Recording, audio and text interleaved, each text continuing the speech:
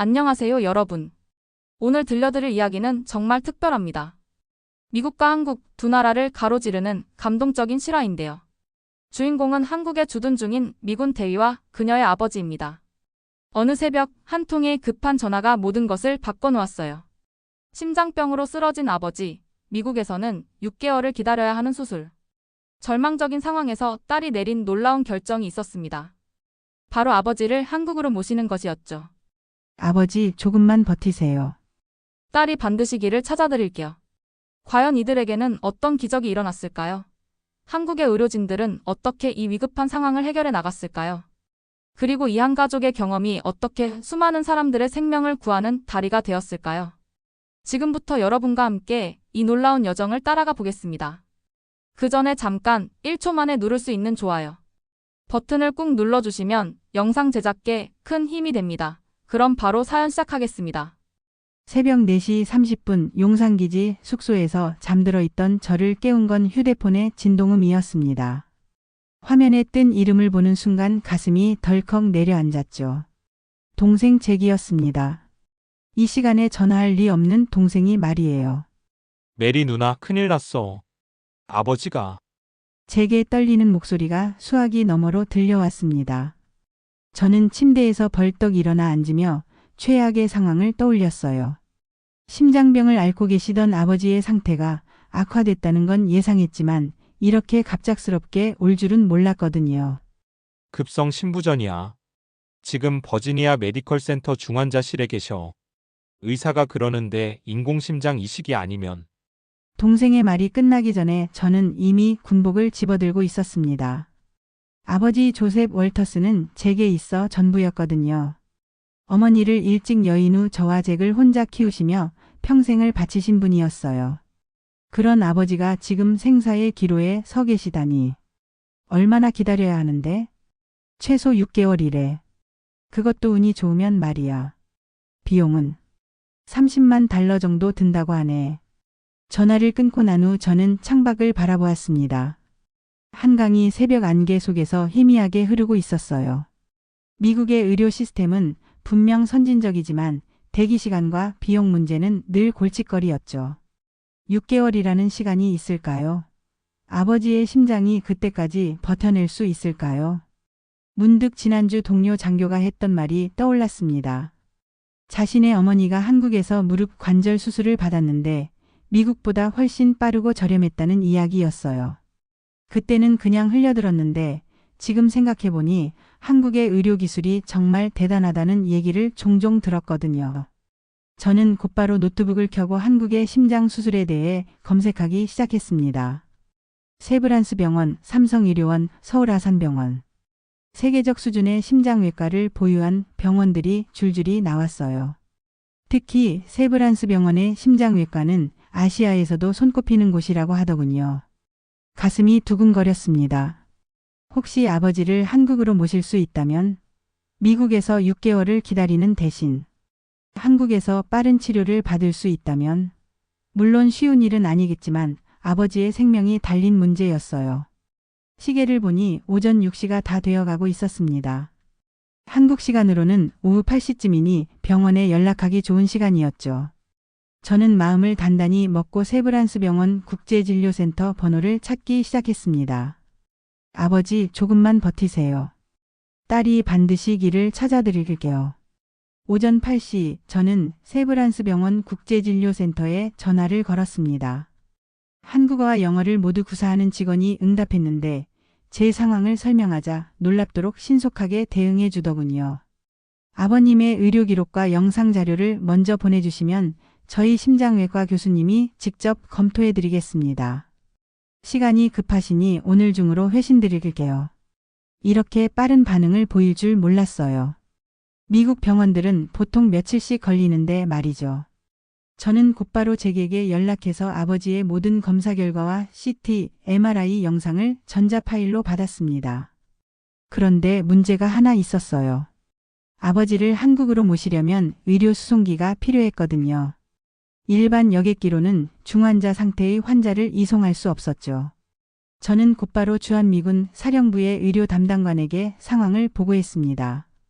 월터스 대위 가족의 의료 응급 상황이군요. 우리가 도울 수 있는 방법을 찾아보겠습니다. 존스 중령님은 평소에도 부하들을 잘 챙겨주시는 분이었어요. 오후 2시쯤 다시 연락이 왔는데 놀라운 소식이었습니다. 국방부에서 의료 수송 승인이 떨어졌습니다. 한미 의료 협력 차원에서 특별히 지원해 주기로 했어요. 내일 오후 전세기가 준비될 예정입니다. 가슴이 벅차올랐어요. 이런 일이 가능하다니. 한국에 주둔하고 있는 덕분에 받을 수 있는 혜택이었죠. 저는 즉시 잭에게 연락해서 아버지를 수송기로 이송할 준비를 하라고 했습니다. 오후 4시 세브란스 병원에서 연락이 왔어요. 박수진 교수님이 직접 아버지의 자료를 검토했다는 소식이었습니다. 환자분의 상태를 종합적으로 검토한 결과 인공심장 이식이 가능합니다. 도착하시면 바로 정밀 검사를 진행하고 빠르면 이틀 안에 수술 일정을 잡을 수 있어요. 이틀요? 미국에서는 6개월을 기다려야 한다던 수술을 한국에서는 이틀 만에 받을 수 있다니. 정말 믿기지 않았어요. 저는 그 자리에서 눈물이 나올 뻔했습니다. 그날 밤 저는 인천공항에서 의료진과 함께 아버지를 맞을 준비를 했어요. 의료 수송기에는 전문 간호사와 의사가 동행해서 비행 중에도 아버지의 상태를 지속적으로 모니터링한다고 했거든요. 새벽 3시 잭으로부터 문자가 왔습니다. 지금 이륙했어. 아버지 상태는 안정적이야. 15시간 후에 한국에서 만나자. 창밖으로 보이는 한강을 바라보며 저는 기도했어요. 이 모든 일이 하나님의 뜻이라고 생각했거든요. 아버지를 한국으로 모시게 된 것, 이렇게 빠른 지원을 받게 된 것, 모든 게 우연이 아닌 것 같았어요. 다음날 오후 6시 인천공항에서 아버지를 뵈었을 때의 그 마음은 말로 표현할 수 없었습니다. 산소 마스크를 쓰고 계셨지만 제 손을 꼭 잡아주시더군요. 메리야, 내 덕분에 여기까지 왔구나. 고마워. 아버지의 약한 목소리를 들으며 저는 다짐했어요. 반드시 성공적으로 수술을 받게 해드리겠다고 말이에요. 세브란스 병원에 도착한 것은 밤 9시였습니다. 응급실 입구에서 의료진들이 대기하고 있었어요. 박수진 교수님을 비롯해 심장내과 전담팀이 총출동한 모습이었죠. 이런 체계적인 대응을 보며 저는 한국 의료진의 전문성을 실감할 수 있었습니다. 월터스님, 먼 길 오시느라 고생 많으셨습니다. 지금부터 저희가 책임지고 돌봐드리겠어요. 박수진 교수님의 차분하면서도 따뜻한 목소리가 제 마음을 안정시켜 주었어요. 아버지는 곧바로 중환자실로 이송되었고 각종 정밀 검사가 시작되었습니다. 다음 날 아침 7시 박 교수님이 직접 저를 찾아와 검사 결과를 설명해 주셨어요. 두툼한 차트를 들고 계신 모습에서 밤새 아버지를 위해 얼마나 신경 써주셨는지 알 수 있었거든요. 다행히 심장 기능 외에는 다른 장기들이 모두 건강하십니다. 나이에 비해 전체적인 컨디션이 좋아서 수술 성공률이 높을 것 같아요. 그런데 더 놀라운 소식이 기다리고 있었어요. 모레 오전 8시에 수술을 진행하겠습니다. 예상 수술 시간은 6시간에서 8시간 정도예요. 모레요? 정말 이틀 만에 수술이 가능하다는 말씀이었어요. 미국이었다면 몇 달을 기다려야 했을 텐데 한국에서는 단 이틀 만에 생명을 구할 기회를 얻게 된 거죠. 교수님, 정말 괜찮은 건가요? 이렇게 빨리 진행해도 되는 건가요? 제 걱정 섞인 질문에 박 교수님은 미소를 지으며 답해 주셨습니다. 저희 병원은 연간 500건 이상의 심장 수술을 진행합니다. 특히 인공심장 이식은 이미 수백 건의 경험이 있어요. 빠른 수술이 오히려 환자에게 도움이 됩니다. 그 말을 듣고 나니 마음이 한결 놓였어요. 한국의 의료진들이 얼마나 숙련되어 있는지 알 수 있었거든요. 오후에는 아버지와 함께 수술 설명을 들었습니다. 아버지는 산소 마스크 때문에 말씀하시기 어려워하셨지만 제 손을 꼭 잡고 계셨어요. 인공심장 장치는 독일에서 제작된 최신형 모델입니다. 수명이 15년 이상이고 정상적인 일상생활이 가능해요. 간호사가 가져온 수술 동의서를 보며 저는 복잡한 심정이었어요. 서명 한 번으로 아버지의 운명이 결정되는 거니까요. 하지만 선택의 여지가 없었죠. 그날 저녁 아버지와 조용한 시간을 보냈습니다. 중환자실 면회 시간에 들어가서 아버지의 손을 잡고 있었는데 아버지가 작은 목소리로 말씀하셨어요. 메리야, 내가 나를 한국까지 데려온 것만으로도 고맙다. 여기 의사들을 보니 믿음이 간다. 아버지 걱정하지 마세요. 한국 의료진들은 정말 최고예요. 내일 모레면 건강한 모습으로 다시 만날 수 있을 거예요. 아버지는 고개를 끄덕이시며 제 얼굴을 바라보셨어요. 그 눈빛에서 저를 믿고 계신다는 걸 느낄 수 있었습니다. 너와 한국이 나를 살릴 수 있을 것 같다. 정말 그런 기분이야. 그 말씀을 들으며 저는 울음을 참기 어려웠어요. 아버지가 한국과 저를 믿어주신다는 것만으로도 힘이 났거든요. 이제 정말 마지막 고비만 넘으면 되는 거였어요. 수술 당일 아침 6시 저는 수술실 앞 대기실에서 밤을 새웠습니다. 아버지가 수술실로 들어가시기 전 마지막으로 제 손을 꼭 잡아주셨던 그 순간이 계속 머릿속에 맴돌았어요. 딸아 사랑한다.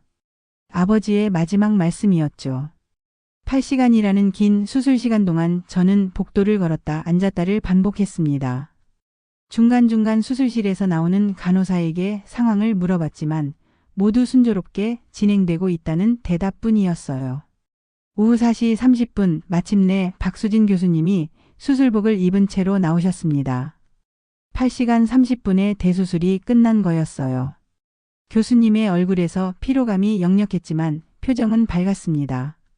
수술이 성공적으로 끝났습니다. 인공심장이 정상적으로 작동하고 있어요. 이제 회복 과정만 잘 거치면 됩니다. 그 순간 저는 주저앉을 뻔했어요. 너무 오래 긴장하고 있었던 탓에 힘이 쭉 빠지더군요. 하지만 기쁨보다는 안도감이 더 컸습니다. 아직 끝난 게 아니라는 걸 알고 있었거든요. 중환자실에서 아버지를 뵈었을 때 수많은 관들이 몸에 연결되어 있는 모습이 충격적이었어요. 하지만 모니터에 표시되는 심전도는 규칙적이고 안정적이었습니다. 인공심장이 제 역할을 하고 있다는 증거였죠. 수술 후 이틀까지는 모든 게 순조로웠어요. 아버지도 의식을 되찾으시고 저를 알아보셨습니다. 간단한 대화도 나눌 수 있었고요. 저는 이제 정말 고비를 넘겼다고 생각했습니다.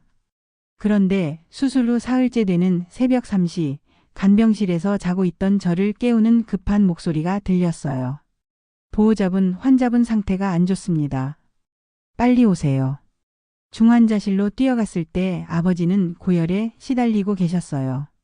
체온이 39도까지 올라가 있었고 얼굴이 벌겋게 달아올라 있었습니다. 감염이 의심됩니다. 혈액 검사 결과 염증 수치가 급격히 상승했어요. 박수진 교수님이 급히 달려와 상황을 설명해 주셨습니다.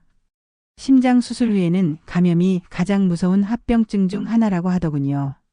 특히 인공장치가 들어간 경우에는 더욱 조심해야 한다고요. 지금부터 감염 내과와 협진을 구성해서 치료에 들어가겠습니다. 새로운 항생제를 투여하고 24시간 집중 모니터링을 하겠어요. 그날부터 정말 치열한 싸움이 시작되었어요. 간호사들은 이 시간마다 아버지의 상태를 체크했고 의료진은 밤낮 없이 회진을 돌았습니다. 저 역시 낮에는 용산기지에서 업무를 보고 밤에는 병원에서 아버지를 지켰어요. 군복을 입은 채로 중환자실 앞에서 기다리고 있으면 지나가는 사람들이 신기한 듯 쳐다보곤 했습니다. 하지만 저는 신경 쓸 겨를이 없었어요. 아버지의 생명이 달린 문제였거든요. 나흘째 아버지의 열이 조금씩 떨어지기 시작했어요. 염증 수치도 천천히 감소하고 있었습니다. 새로운 항생제가 효과를 보이고 있다는 의미였죠. 위험한 고비는 넘긴 것 같습니다. 이제 조금씩 회복세를 보일 거예요. 박 교수님의 말씀을 듣고 저는 처음으로 마음을 놓을 수 있었어요. 첫 번째 고비를 무사히 넘긴 거였습니다. 감염에서 회복되고 일주일이 지나자 아버지의 상태가 많이 좋아졌습니다. 열도 내렸고 식사도 조금씩 하실 수 있게 되었어요. 저는 이제 정말 고비를 넘겼다고 생각하며 안도의 한숨을 쉬었죠. 메리야, 이제 좀 편안해진 것 같다. 한국 음식이 이렇게 맛있는 줄 몰랐네. 미역국을 드시며 아버지가 말씀하셨어요. 병원식이지만 정성스럽게 조리된 음식들이 아버지 입맛에 맞으셨나 봅니다. 저도 덩달아 기분이 좋아졌고요. 그런데 수술 후 2주째 되던 새벽 또다시 급한 연락을 받았습니다. 이번에는 아버지가 호흡 곤란을 호소하신다는 내용이었어요. 산소 포화도가 떨어지고 있습니다. 호흡이 가빠지시면서 가슴 답답함을 호소하고 계세요. 중환자실로 다시 뛰어갔을 때 아버지는 거친 숨을 몰아쉬고 계셨어요. 얼굴이 창백해지셨고 말씀하시기도 힘들어 하셨습니다. 박수진 교수님이 즉시 흉부 엑스레이와 CT 촬영을 지시했어요. 결과를 기다리는 동안 제 가슴은 터질 듯이 뛰었습니다. 이제 괜찮다고 생각했는데 또 다른 문제가 생긴 거였죠. 1시간 후 검사 결과가 나왔습니다. 폐에 물이 차고 있습니다. 폐부종이에요. 그리고 신장 기능도 떨어져 있어서 신부전 증상도 보이고 있습니다. 박 교수님의 설명을 들으며 저는 머릿속이 하얘졌어요. 심장 수술이 성공했는데 이번에는 폐와 신장에 문제가 생긴 거였습니다. 인공심장에 적응하는 과정에서 생길 수 있는 합병증입니다. 지금 상태로는 다시 중환자실에 입원하셔야 해요. 아버지는 다시 각종 장비들에 둘러싸이게 되었어요. 인공호흡기까지 착용하시게 되면서 의식도 혼미해지셨습니다. 저는 아버지의 손을 잡고 있을 수밖에 없었어요. 신장내과와 호흡기내과 전문의들과 함께 치료 계획을 세우겠습니다. 이번이 가장 중요한 고비입니다. 박 교수님의 말씀에 제 다리가 후들거렸어요.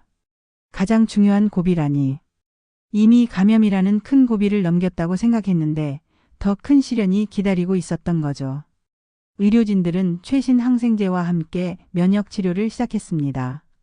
신장 기능을 돕기 위한 투석도 준비한다고 하더군요.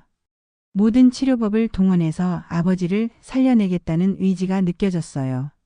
저는 그날부터 거의 병원에서 살다시피 했습니다. 용산기지에서는 특별 휴가를 내주어서 아버지 간병에 전념할 수 있었어요. 군복을 입은 채로 병원 복도를 걸으며 기도하는 것이 일상이 되었습니다. 하나님, 아버지를 지켜주세요. 이렇게 멀리까지 와서 포기할 수는 없어요. 중환자실 면회 시간마다 들어가서 아버지께 말씀드렸어요. 아버지, 포기하지 마세요. 한국 의료진들이 최선을 다하고 있어요. 우리 함께 이겨내요. 인공호흡기 때문에 대답은 하실 수 없었지만 아버지의 손이 제 손을 살짝 누르는 것을 느낄 수 있었습니다. 아직 의식이 있으시다는 뜻이었죠. 박 교수님을 비롯한 의료진들은 정말 밤낮 없이 아버지를 돌봐주었어요. 새벽에도 회진을 돌고 조금이라도 변화가 있으면 즉시 대응했습니다.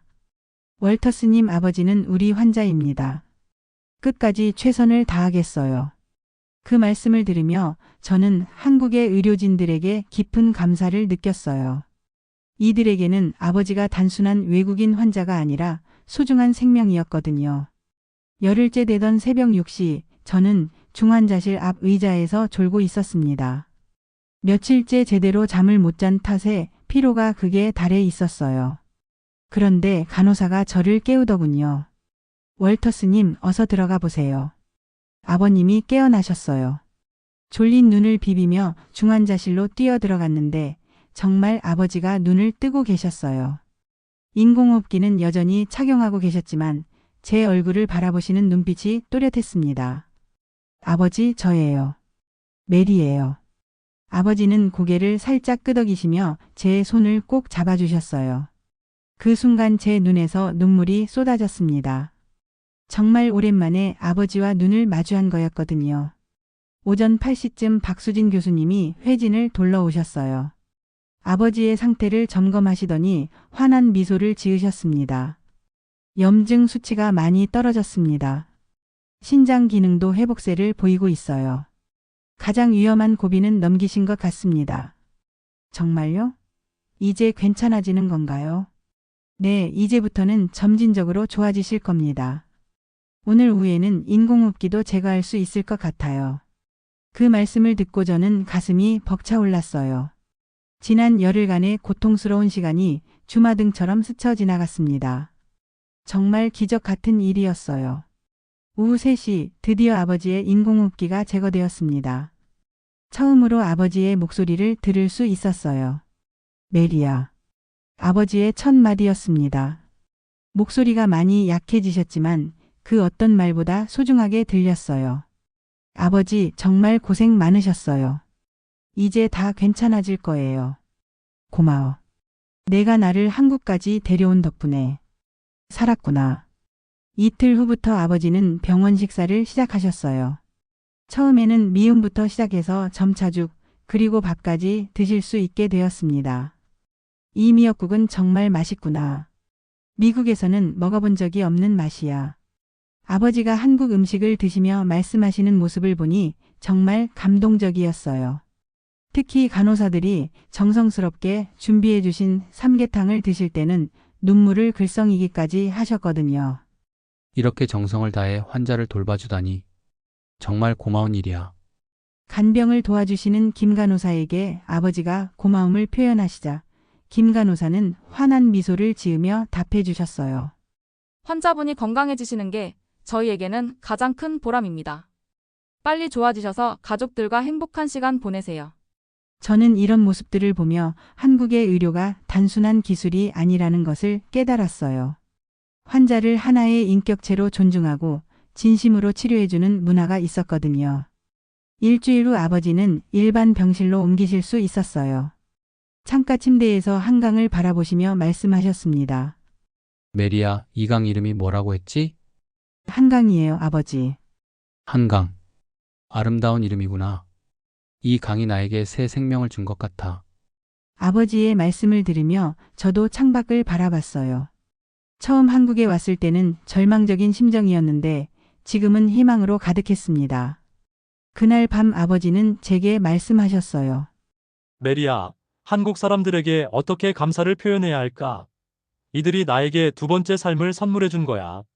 저는 아버지의 손을 잡으며 답했습니다. 아버지가 건강하게 회복되시는 것이 가장 큰 감사 표현이에요.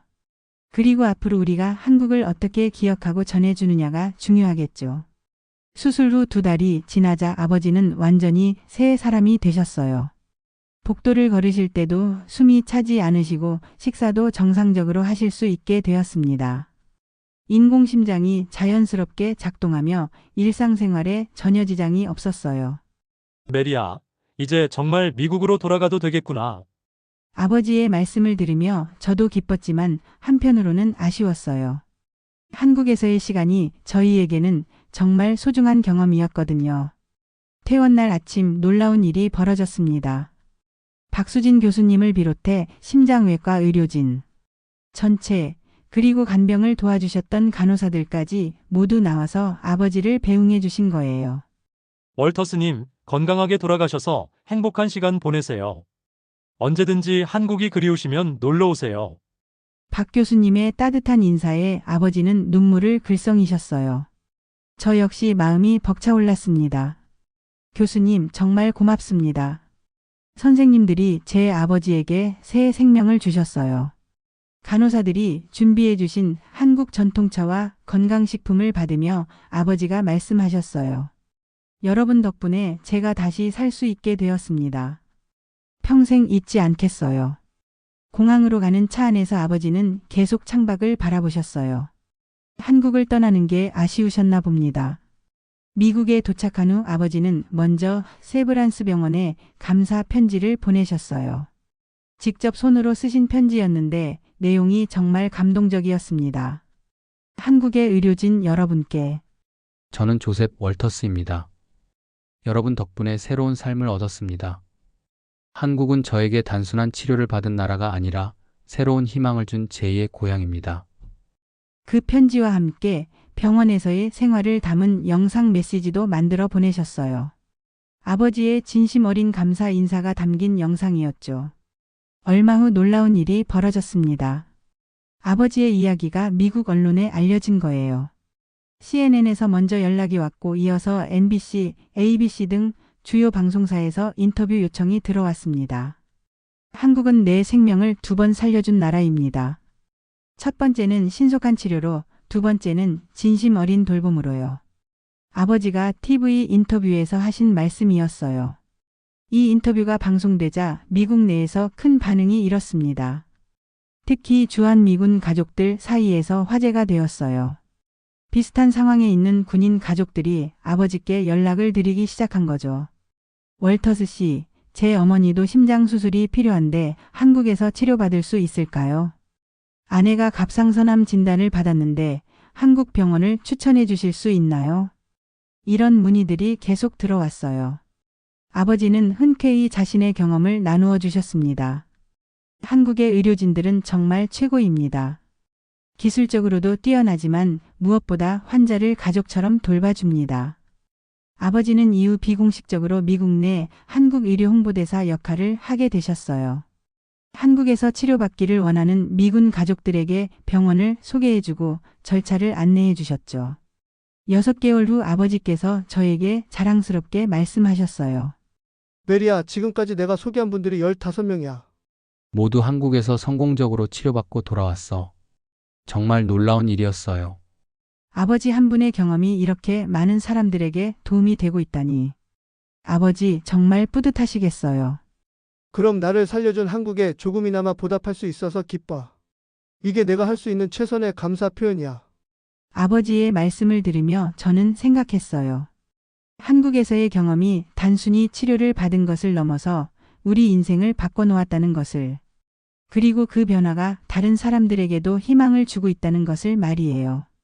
아버지의 이야기가 알려지고 1년이 지나자 저에게도 특별한 기회가 주어졌습니다. 주한미군 사령부에서 저를 한국 의료 담당 연락관으로 임명한 거예요. 치료가 필요한 미군 가족들과 한국 병원을 연결해주는 역할이었죠. 월터스 대위, 당신의 경험이 많은 군인 가족들에게 도움이 될 것 같습니다. 이 업무를 맡아주시겠습니까? 존스 중령님의 제안을 받았을 때 저는 망설임 없이 승낙했어요. 아버지와 제가 받은 도움을 다른 분들에게도 전해드리고 싶었거든요. 첫 번째 사례는 윌슨 상사의 부인이었습니다.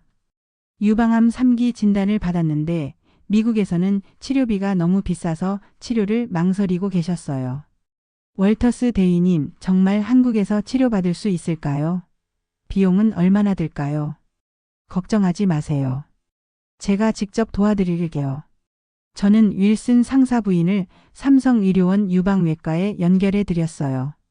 결과는 놀라웠습니다. 미국 비용의 3분의 1로 최첨단 치료를 받을 수 있었고 수술도 성공적이었거든요. 월터스 대위님 덕분에 아내가 살았습니다. 정말 고맙습니다. 윌슨 상사의 눈물 어린 감사 인사를 받으며 저는 이 일의 의미를 깨달았어요. 단순히 병원을 소개해 주는 것이 아니라 생명을 구하는 일이었거든요. 한편 아버지는 더욱 적극적으로 활동하고 계셨습니다. 미국 각지에서 열리는 의료 박람회나 한국 문화 행사에 참석해서 직접 체험담을 들려주셨어요. 한국의 의료진들은 환자를 숫자가 아니라 소중한 생명으로 대합니다.